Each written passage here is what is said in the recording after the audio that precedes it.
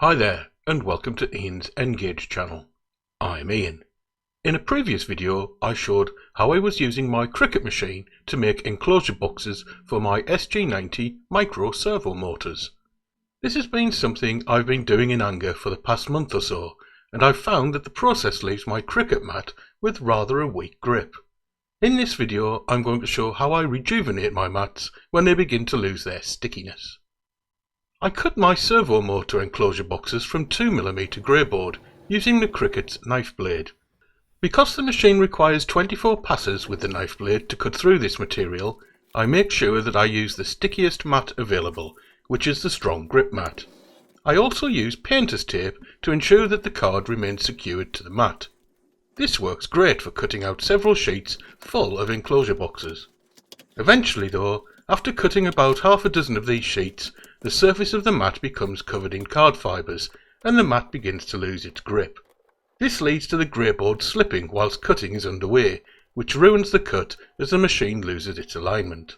However, rather than throw the mat away, I decided to try and clean off the debris to get the stickiness back.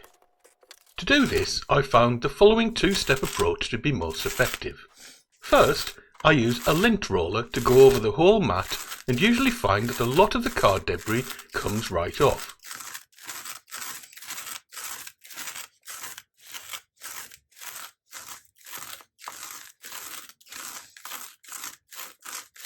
Of course, as soon as I point the camera at me doing this, hardly any debris is removed, but this isn't typical.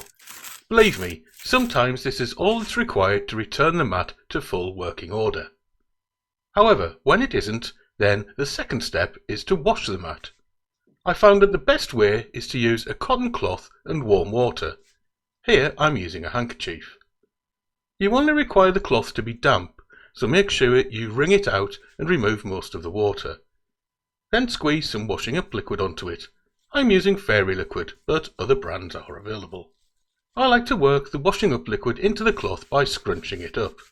Next, I just wipe the cloth over the whole of the mat and work the soapy water into it. I like to go over places where I can feel debris under the cloth using a circular motion.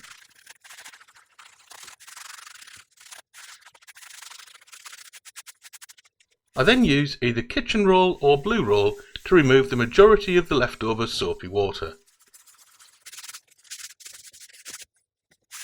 At this stage, you may think that you've completely ruined the mat, as it will have completely lost all of its stickiness. Here, it's hardly sticking to my hand at all. However, if you leave the mat to dry for an hour or two, the stickiness will return, and you'll have a usable mat again. I've used this method to wash my strong grip mat half a dozen times now, and it's still in working order. I'm sure that the method will also work with the light grip and standard grip mats, whether Cricut branded or not.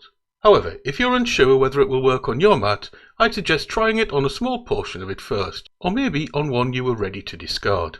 Okay, so that's about it for this episode of Hints and Tips.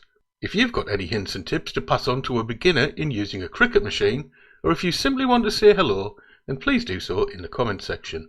Anything and everything you've got to say will be greatly appreciated. In the meantime, thanks very much for watching. Hopefully I'll have another update soon. Bye.